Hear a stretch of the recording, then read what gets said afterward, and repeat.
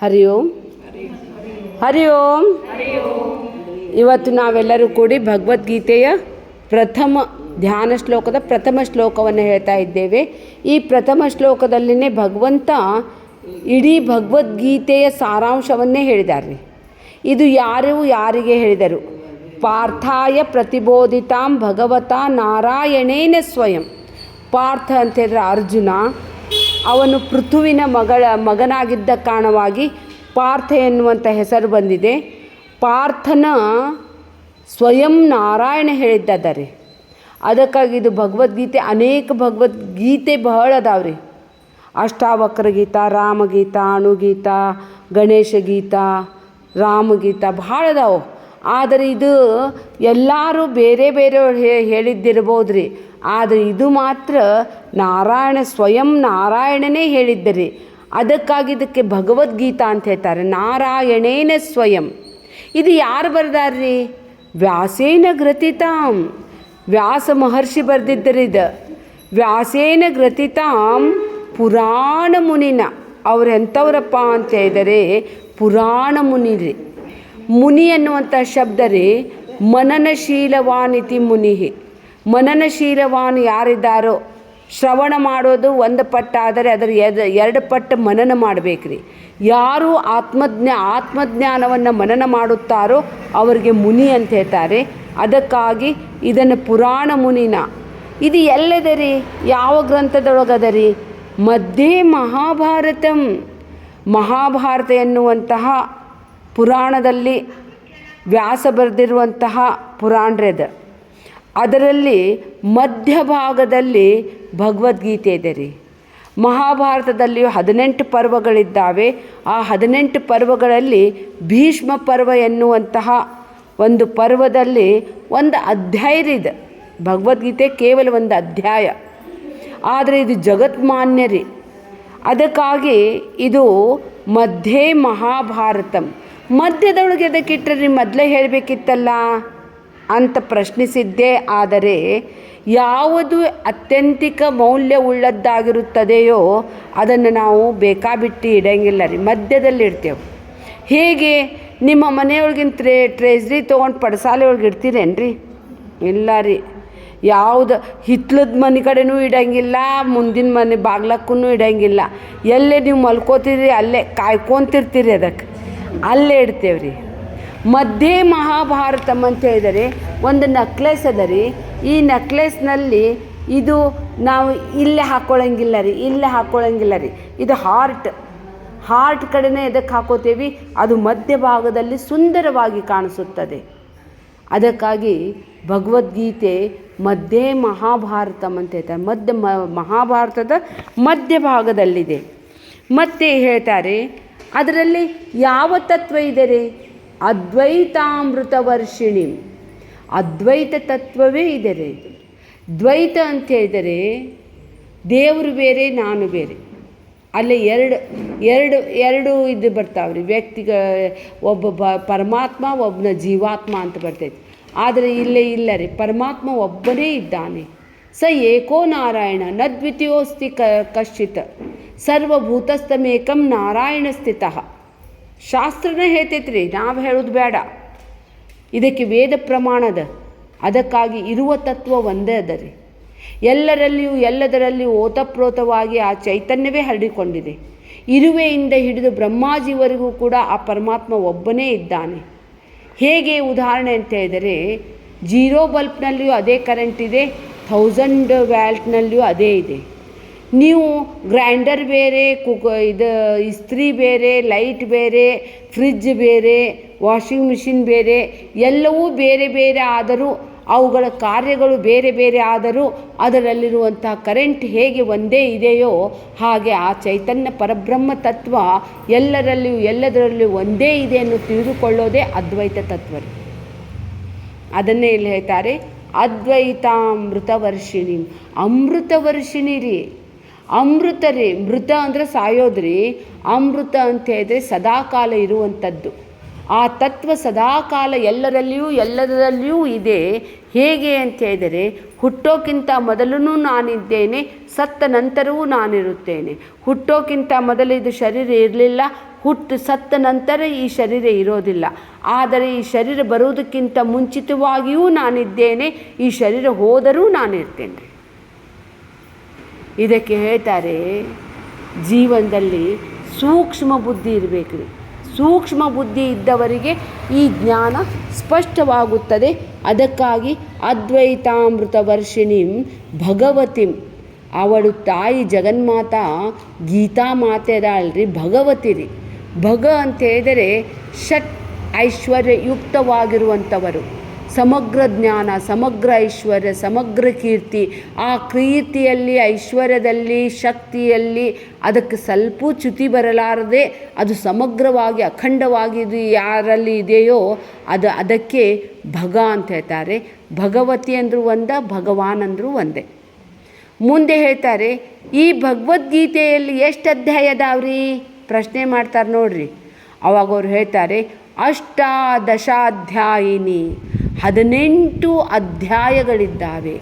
18 ಎದಕ್ಕೆ ಮಾಡಿದ್ರಿ, 10 ಎದಕ್ಕೆ ಮಾಡಲಿಲ್ಲ, 15 ಎದಕ್ಕೆ ಮಾಡಲಿಲ್ಲ ಅಂದರೆ 18ಕ್ಕೆ ಭಾಳ ಮಹತ್ವದ ರೀ. ಮಹಾಭಾರತದಲ್ಲಿ 18 ಪರ್ವಗಳಿದ್ದಾವೆ, ಭಗವದ್ಗೀತೆಯಲ್ಲಿ 18 ಅಧ್ಯಾಯ ಇದ್ದಾವೆ, 18 ಪುರಾಣಗಳಿದ್ದಾವೆ, 18 ಉಪಪುರಾಣಗಳಿದ್ದಾವೆ. 18ಕ್ಕೆ ಬಹಳ ಮಹತ್ವವಾದದ್ದು 18 ಅಯ್ಯಪ್ಪನ ದೇವಸ್ಥಾನದ ಮೆಟ್ಟಲು 18 ಇದ್ದಾವೆ. ನಮಗೆ ವೋಟಿಂಗ್ ಪವರ್ ಬರೋದು 18ಕ್ಕೆ, ಮದುವೆ ಮಾಡ್ಕೊಳ್ಳೋದು ಹೆಣ್ಮಕ್ಳಿಗೆ 18ಕ್ಕನ ರೀ. 18 ಎದಕ್ಕೆ ಶ್ರೇಷ್ಠ ಅಂತ ಹೇಳಿದ್ರೆ 8 + 1 ಕೂಡಿಸಿದ್ರೆ 9 ಆಗ್ತೈತೆ ರೀ. 9 ಇದಕ್ಕೆ ಬ್ರಹ್ಮ ಸಂಖ್ಯೆ ಅಂತ ಹೇಳ್ತಾರೆ. ಘಟತಾ ನಹಿ ಬಡ್ತಾ ನಹಿ. 9 × 2 18, 18 ಅಂದರೂ 1 8 ಕೂಡಿಸಿದ್ರೆ 9, 9 3 27, 2 7 9, 9 4 36, 3 6 9, 9 5 45, 4 5 9, 9 6 54 ಅದು 9, 7 72 ಅದು 9, 81 ಅದು 9. ಅದಕ್ಕಾಗಿ ಘಟ್ತಾ ನಹಿ ಬಡ್ತಾ ನಹಿ. ಜೋ ಆತ್ಮನೂ ಇದೆ ಅಲ್ರಿ, ಅದೂ ಸಹ ಸಣ್ಣನೂ ಆಗಂಗಿಲ್ಲ, ದೊಡ್ಡದೂ ಆಗಂಗಿಲ್ಲ ರೀ. ಅದು ಯಾವಾಗಲೂ ಸದಾಕಾಲ. ಅದಕ್ಕಾಗಿ ಹೇಳ್ತಾರೆ ನ ಜಾಯತೆ ಮ್ರಿಯತೆ ವಾ ಕದಾಚಿತ್ ನಾಯಂ ಭೂತ್ವಾ ಭವಿತಾ ವಾ ನ ಭೂಯಃ ಅಜೋ ನಿತ್ಯ ಶಾಶ್ವತೋಯಂ ಪುರಾಣಃ ನ ಹನ್ಯಮಾನೇ ಶರೀರೆ ನ ಹನ್ಯತೆ ನ ಹನ್ಯಮಾನೇ ಶರೀರೆ. ನ ಜಾಯತೆ ನ ಮ್ರಿಯತೆ, ಅದು ಹುಟ್ಟೋದೂ ಇಲ್ಲ, ಅದು ಸಾಯೋದೂ ಇಲ್ಲ, ಸದಾ ಕಾಲ ಇರುವಂಥದ್ದು. ಅದಕ್ಕಾಗಿ ಸದಾ ಯಾವ ಬದಲಾವಣೆ ಆಗಲಾರದೆ ಅದು ಅಧಿಷ್ಠಾನವಾಗಿದೆ. ಹೀಗಾಗಿ ಆ ಬದಲಾಗದೇ ಇರುವ ತತ್ವ ಅದು 9 ಅಂತ ಹೇಳ್ತಾರೆ. 9 ಅಂದರೆ 18 ರೀ. 8 1 ಕೂಡಿಸಿದ್ರೆ 9. ಅದಕ್ಕಾಗಿ ಇಲ್ಲಿ ಹೇಳ್ತಾರೆ ಅಷ್ಟಾದಶಾಧ್ಯಾಯಿನಿ, 18 ಅಧ್ಯಾಯ ಅದರಲ್ಲಿದ್ದಾವೆ. ಅಂಬತ್ವ ಅನುಸಂಧಾಮಿನಿ. ಅಂಬ ಅಂತ ಹೇಳಿದ್ರೆ ತಾಯಿ ರೀ. ಗೀತಾ ಮಾತೆ ತಾಯಿ ಸ್ವರೂಪಳು. ಜಯ ಜಯ ಭಗವದ್ಗೀತೆ ಮಾತೆ, ಜಯ ಭಗವದ್ಗೀತೆ ಮಾತೆ. ಮಾ ಅಂಬ ಅಂತ ಹೇಳಿದ್ರೆ ತಾಯಿ ಜಗನ್ಮಾತಾ ರೀ. ಅದಕ್ಕಾಗಿ ತಾಯಿಗೆ ಸಮಾನವಾಗಿರುವಂಥ ಇನ್ನೊಬ್ಬ ಬಂಧು ಯಾರೂ ಇಲ್ಲ ರೀ. ಬರೆದಿಟ್ಕೊರಿ ನೀವು. ತಾಯಿಗಿಂತ ಬಂಧುವಿಲ್ಲ, ಉಪ್ಪಿಗಿಂತ ರುಚಿ ಇಲ್ಲ. ತಾಯಿ ಕಳ್ಕೊಂಡ್ರೆ ಗೊತ್ತ್ರಿ ತಾಯಿ ಮಹತ್ವ ಏನನ್ನೋದು. ಯಾರು ಅದಕ್ಕೆ ಪಶು ಪಕ್ಷಿ ಪ್ರಾಣಿ ನೋಡಿದ್ರೂ ಸಹಿತ ನೋಡ್ರಿ, ಅವು ಬೆಕ್ಕೂ ಸಹಿತ ಎಷ್ಟು ಸಾಕ್ತಾವು. ಒಂದು ನಾಯಿ ಸಹಿತ ಅಷ್ಟು ಇದ್ದರೂ ಸಹಿತ ತನ್ನ ಮಕ್ಳಿಗೆ ಹೆಂಗೆ ಜೋಪಾನ ಮಾಡ್ತೈತಿ. ಕುಪುತ್ರೋ ಜಾಯೇತ್ ಕುಮಾತಾ ನ ಭವತಿ. ಕೆಟ್ಟ ಮಕ್ಕಳು ಹುಟ್ಟಬಹುದು, ಆದರೆ ಕೆಟ್ಟ ತಾಯಿ ಹುಟ್ಟಂಗಿಲ್ಲ ರೀ. ಅದಕ್ಕಾಗಿ ಈ ಭಗವದ್ಗೀತೆ ತಾಯಿಗೆ ಹೋಲಿಸ್ತಾರೆ ರೀ. ಅದಕ್ಕಾಗಿ ಮಾತೃದೇವೋಭವ ಮೊದಲ, ತದನಂತರ ಪಿತೃದೇವೋಭವ. ಅದರಂತೆ ಹೇಳ್ತಾರೆ ಮಾತಾ ಪೂರ್ವ ರೂಪಂ ಪಿತೋತ್ತರ ರೂಪಂ ಪ್ರಜಾ ಸಂಧಿ ಪ್ರಜನನಗುಂ ಸಂಧಾನಂ ಇತ್ಯಾದಿ ಪ್ರಜಂ. ಈ ಪ್ರಜಾ ಉಂಟಾಗಲಿಕ್ಕೆ ತಾಯಿ ಪಾತ್ರ ದೊಡ್ಡದ ರೀ. ಅದಕ್ಕಾಗಿ ತಾಯಿ ತನ್ನ ರಕ್ತದಿಂದ ನಮಗೆ ಸಾಕಿರ್ತಾಳ್ರಿ. ಆ ಮಗು ಒಂದು ಹುಟ್ಟಿದರೆ ಆ ತಾಯಿಯ ಪೂರ ರಕ್ತ ಹೀರ್ತೈತ್ರಿ. ತಾಯಿಯ ಬೆನ್ನೆಲುಬಿಗಿಂದ ನ್ಯಾರೋ ಬೋನ್ ಅಂತಾರೆ ನೋಡ್ರಿ, ಅದನ್ನು ತಗೋತೈತ್ರಿ. ಅದಕ್ಕಾಗಿ ತಾಯಿ ನೋಡ್ರಿ, ನಾವು ಹೆಣ್ಮಕ್ಳು ಒಂದೆರಡು ಹಡದ ಮೇಲೆ ಒಂದು ನಮೂನೆ ಆಗಿಬಿಡ್ತಾರೆ, ಎಲ್ಲ ಶಕ್ತಿ ಹೋಗ್ಬಿಡ್ತೈತ್ರಿ. ನೀರಿಗೆ ಹಾಕಿದ ಮೇಲೆ ಸೀರೆ ಅಲ್ಲಂತ, ಹಡದ ಮೇಲೆ ಹುಡುಗಿ ಅಲ್ಲಂತ್ರಕಿ. ಓಲ್ಡ್ ಏಜ್ ಆದಮೇಲೆ ಅಜ್ಜ ಹೆಂಗಿರ್ತಾನೆ ರೀ, ಗಟ್ಟು ಮುಟ್ಟು ಹಂಗೆ ಸ್ಟ್ರಾಂಗ ಇರ್ತಾನೆ. ಆದರೆ ತಾಯಿ ಅಜ್ಜಿ ಮೆತ್ತಗಾಗಿರ್ತಾಳ್ರಿ. ಎಲ್ಲ ತನ್ನ ಶರೀರದ ಇದನ್ನು ಶಕ್ತಿನ ಕೊಟ್ಬಿಟ್ಟಿರ್ತಾಳ್ರಿ. ಅದಕ್ಕಾಗಿ ತಾಯಿಯೇ ನಾವು ಎಷ್ಟು ಗೌರವ ಕೊಟ್ಟರು ಸಹಿತ ಭಾರಿ ಕಡಿಮೆನೇ ಅದ ರೀ. ಆ ತಾಯಿಯ ಸೇವೆ ಎಷ್ಟು ಮಾಡಿದರೂ ಸಹಿತ ಕಡಿಮೆ ಅದ ರೀ. ಅದಕ್ಕಾಗಿ ಭಗವದ್ಗೀತೆಗೆ ತಾಯಿ ಅಂತ ಇದ್ದಾರೆ. ಅಂಬಾಭವಾನಿ ಅಂತಾರೆ ನೋಡ್ರಿ, ಅಕ್ಕಿನರಿ ದೇವಿ ಜಗನ್ಮಾತ. ತಾಯಿ ಅಂತ ಹೇಳಿದರೆ ಅವಳು ನಮಗೆ ತನ್ನ ಬಾಯಾಗಿನ ತುತ್ತು ತೆಗೆದು ಬಾಯಾಗ ಹಾಕ್ತಾವೆ. ಪಶು ಪಕ್ಷಿ ಹಂಗೆ ಮಾಡ್ತಾವ್ರಿ. ಇವು ಹ್ಯಾಂಗೆ ತಿಂತಾವೆ ಅಂತೇಳಿದ್ರೆ ಅದು ಗುಬ್ಬಿ ಕಚ ಕಚ ಕಚ ತಿಂದು ಅದು ಬಾಯಿ ಇಡ್ತೈತ್ರಿ. ಸೇವಂತಿಗೆ ಮಲ್ಲಿಗೆ ಅಂತ ಮುದ್ದು ಕೋಳಿ. ಆ ಕೋಳಿನೂ ಎಷ್ಟು ಚಂದ ಸಾಕ್ತೈತ್ರಿ. ಅದು ರಸ್ತೆ ಮೇಲೆ ತೊಗೊಂಡು ಹೊಂಟಿರ್ತೈತ್ರಿ, ಹಂಗೆ ಫೌಜ್ ತೊಗೊಂಡು ಹೊಂಟಿರ್ತೈತಿ. ಏನಾರ ಅದ್ರ ಮುಂದೆ ಬರಲಿ ನೋಡ್ರಿ, ಬೆಕ್ಕ ಗಿಕ್ಕ ಬರಲಿ, ಅದು ಹದ್ದಗಿದ್ದು ಬರಲಿ ರೀ, ಅದು ಹಾರಿ ಕುಕ್ಕತೈತ್ರಿ.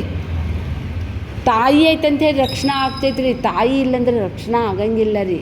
ಅದಕ್ಕಾಗಿ ನಿಮಗೂ ಭಗವದ್ಗೀತಾ ಇದ್ದರೆ ಇಡೀ ಜೀವನ ತುಂಬ ರಕ್ಷಣೆ ಮಾಡ್ತಾಳೆ ಹೋಗ್ರಿ. ನಿಮ್ಮ ತಾಯಿ ನಿಮ್ಮ ರಕ್ಷಣೆ ಮಾಡಲಿಕ್ಕೆ ನಿಮಗೆ ಎಷ್ಟು ಪ್ರಯಾಸ ಪಡ್ತಾಳಲ್ಲ. ಆದರೆ ಶ್ರುತಿ ಮಾತಾ ಸಹಸ್ರ ಮಾತೃತುಲ್ಯ ಶ್ರುತಿ ಮಾತಾ. ಒಂದು ತಾಯಿಯ ಹೃದಯ ನಿಮ್ಮ ಸಲುವಾಗಿ ಎಷ್ಟು ಮಿಡಿತೈತಲ್ಲ, ಆ ಶ್ರುತಿ ಮಾತಾ 1000 ಪಟ್ಟು ನಮಗೆ ನಮ್ಮ ಕಾಳಜಿ ಮಾಡ್ತಾಳ್ರಿ. ಒಂದು ಸಲ ನೀವು ಭಗವದ್ಗೀತೆಗೆ ನಿಮ್ಮನ್ನು ನೀವು ಸಮರ್ಪಿಸಿಕೊಡ್ರಿ, ನಿಮ್ಮ ಜೀವನದ ಬದಲಾವಣೆಯನ್ನು ಆಮೇಲೆ ನೀವು ಹೇಳ್ತೀರಿ.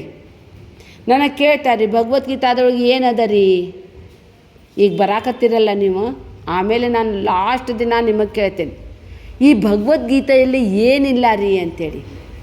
ಅದರಲ್ಲಿ ರಾಜಕೀಯವಾಗಿಯೂ ಸಾಮಾಜಿಕವಾಗಿಯೂ ಆಧ್ಯಾತ್ಮಿಕವಾಗಿಯೂ ಬೆಳೆಯಲು ಸಹಕಾರಿಯಾಗಿರುವಂತಹ ಉಪದೇಶಗಳು ಅದರಲ್ಲಿದ್ದಾವೆ. ಒಂದು ಸಲ ಅದನ್ನು ನಾವು ಸಮರ್ಪಿಸಿಕೊಂಡಿದ್ದೇ ಆದರೆ ಒಂದು ದಿನ ಬಿಡಬಾರ್ದು, ಒಂದು ಶ್ಲೋಕ ಮಿಸ್ ಮಾಡಬಾರ್ದು. ಅದನ್ನು ನೀವು ಡೇಟ್ ಇಟ್ಕೊಂಡು ಬಿಡ್ಬೇಕ್ರಿ. ನಂದು ಇವತ್ತಿಂದ ಕ್ಲಾಸ್ ಅದ, ಈ ಕ್ಲಾಸಿಗೆ ನಾನು ಬಿಡೋದನ್ನೇ ಇಲ್ಲ ಅಂಥೇಳಿ ನೀವು ಸಂಕಲ್ಪ ಮಾಡಿರಿ.